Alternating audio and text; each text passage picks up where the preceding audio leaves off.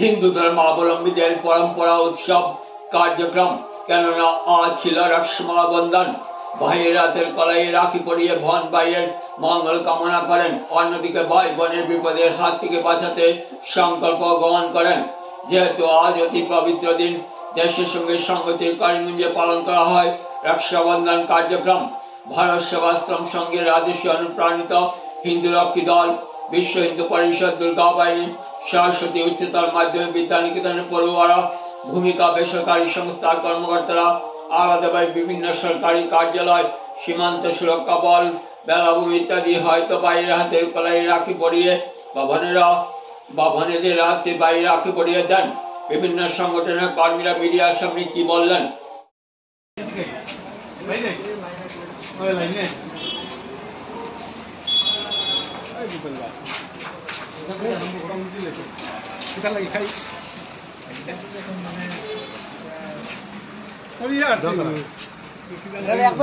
একটা বান্ধি বান্ধি দিলাম, ফটাফট দিলাম।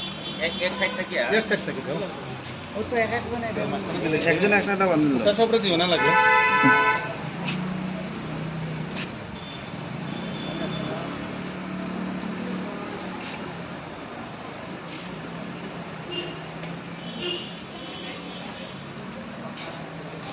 কোন স্কুলটা কি?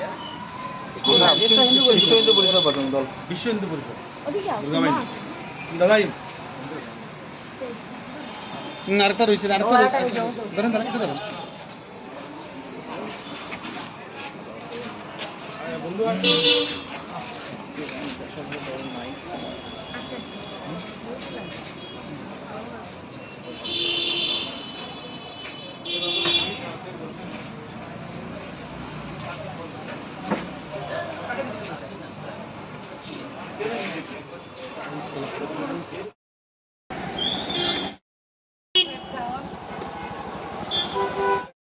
আজকে আমরা বিশ্ব হিন্দু পরিষদের পক্ষ থেকে বিশ্ব হিন্দু পরিষদের দুর্গা বাহিনী বোনদের তৎপরতায় আজকে আমরা শ্রীভূমি জেলার কর্মকুঞ্জনগরে চোরাকুড়ি বিওপি এবং এসপি অফিস, আমাদের যারা বাইরে আছেন পুলিশ বিভাগে কর্মরত অবস্থায়, ওনারা পরিবারের চিন্তা ছেড়ে অনেক সময় আমাদের সুরক্ষার জন্য ওনারা কাজ করে থাকেন।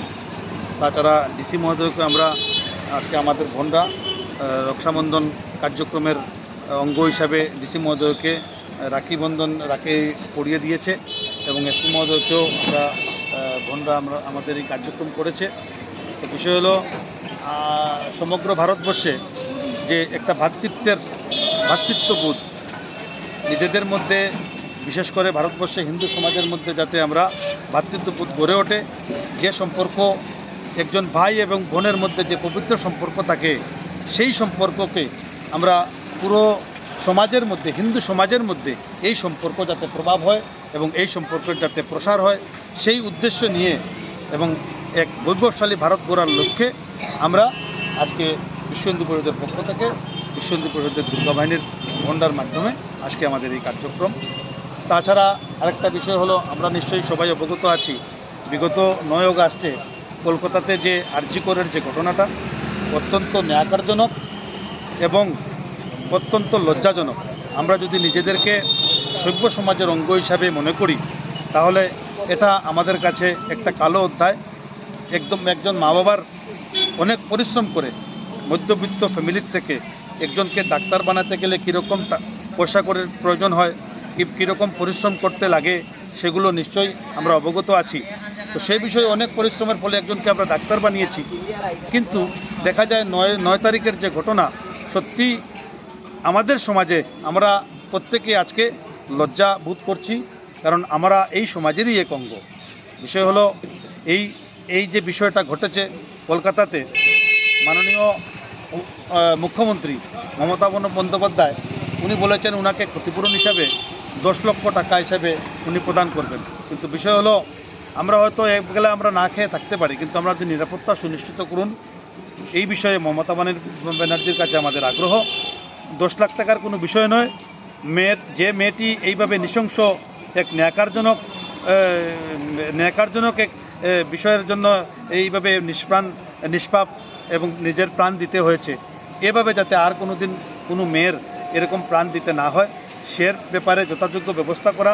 তৎসঙ্গে স্বরাষ্ট্রমন্ত্রী, ভারতবর্ষের স্বরাষ্ট্র বিভাগের স্বরাষ্ট্রমন্ত্রীর কাছেও আমি বিনীত অনুরোধ জানাই, এই ঘটনায় সিবিআই তদন্তের মাধ্যমে প্রকৃত দোষীর শনাক্ত করে ওকে দৃষ্টান্তমূলক শাস্তির ব্যবস্থা করা হোক। কারণ আমরা জানি এই ঘটনায় যেদিন ঘটনা ঘটেছে তার পরের দিন লোকাল স্থানীয় প্রশাসনকে কাজে লাগিয়ে প্রমাণ লুপাটেরও একটা চেষ্টা করা হয়েছে।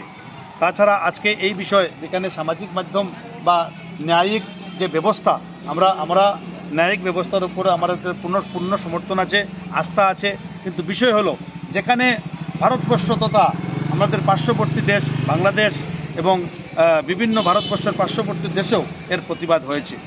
সমগ্র বিশ্ব কোনায় কোনায় এর প্রতিবাদ সাব্যস্ত করেছেন আমাদের বর্তমান প্রজন্ম। সেই হিসাবে দৃষ্টি রেখে এক দৃষ্টান্তমূলক শাস্তির ব্যবস্থা করার প্রয়োজন বলে মনে করি এবং সেই হিসাবে আমি দৃষ্টি আকর্ষণ করি ভারতবর্ষের স্বরাষ্ট্র বিভাগকে এবং আসামের মুখ্যমন্ত্রীকে একটা অনুরোধ করছি। আসামের যেহেতু উনি একজন বিচক্ষণ রাজনীতিবিদ, সেই হেতু আমাদের আসামেও যাতে এরকম একটা পরিস্থিতির কোনোদিন যাতে এইভাবে কোনো পরিস্থিতির আমাদের সামনে না আসে, সেজন্য আজকে থেকে একটা ব্যবস্থা করা তথা শিক্ষা মাধ্যমকে একটা সংযোজন করা আমি মনে করি একটা প্রস্তাব, উনি যদি মনে করেন আমরা একটা প্রস্তাব রাখতে পারেন। শিক্ষার মাধ্যমে এই ক্যারাটেকে যেহেতু মানে আত্মরক্ষার বিষয় আছে মেয়েদের, ক্যারাটে যে বিষয় আছে সেটাকে অন্তর্ভুক্ত করার জন্য আমি আহ্বান জানাচ্ছি। জয় শ্রীরাম, ভারত মাতা কি জয়।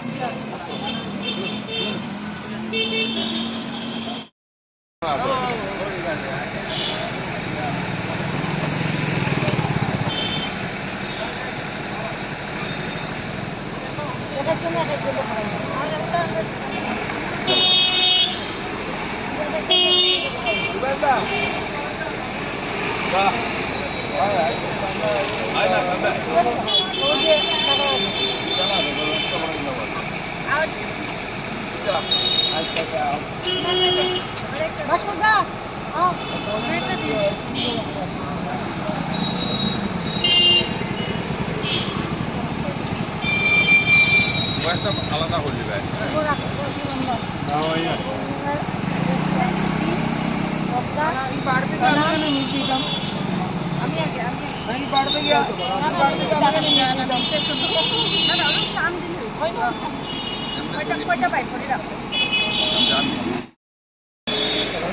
রিপোর্ট বানাই দিতে হবে লগে লগে।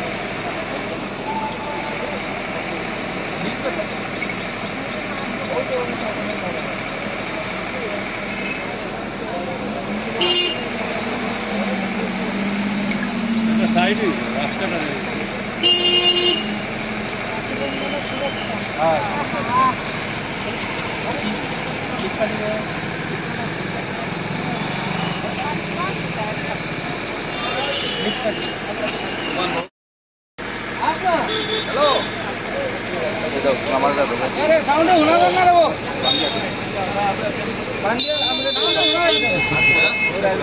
বেলকুনি কাটা দিছ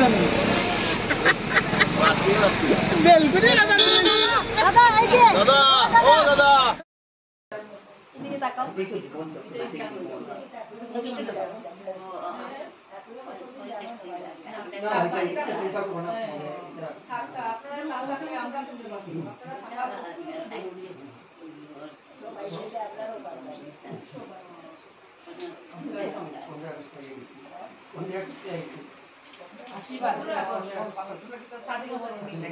সবাই কিছু না কিছু ইয়েতে আছে আর কি, অন্য গভর্নমেন্ট কিছু না না গো, আমরা মানে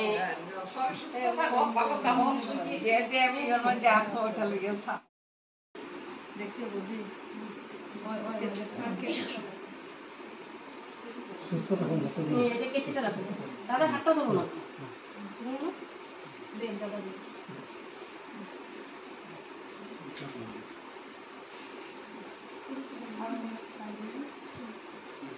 খুব ভালো লাগে।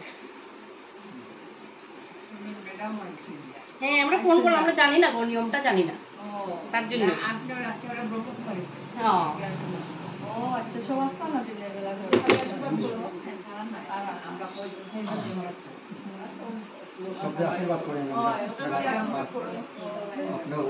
সবাইকে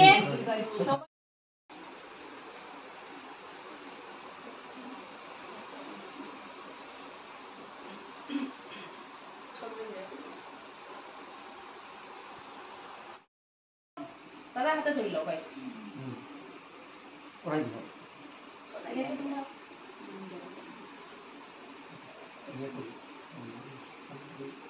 ওইটার মধ্যে বয়স্ক না যাও ওইখানে বসে যাও। রাখি বন্ধন একটা পূর্ণ দিন। আজকের এই রাখি বন্ধন উৎসবে এই দিনটিতে ভূমিকা একটি এনজিওর পক্ষ থেকে আমরা বেলাভূমিতে এসেছি। এখানে যারা বয়োজ্যেষ্ঠ আছেন ওদের আশীর্বাদ আমরা মাথায় তুলে নেব আজকের এই দিনটিতে, আজকের এই পবিত্র দিনটিতে। ভূমিকা অর্গানাইজেশন দীর্ঘদিন ধরে সামাজিক কাজ করে যাচ্ছে।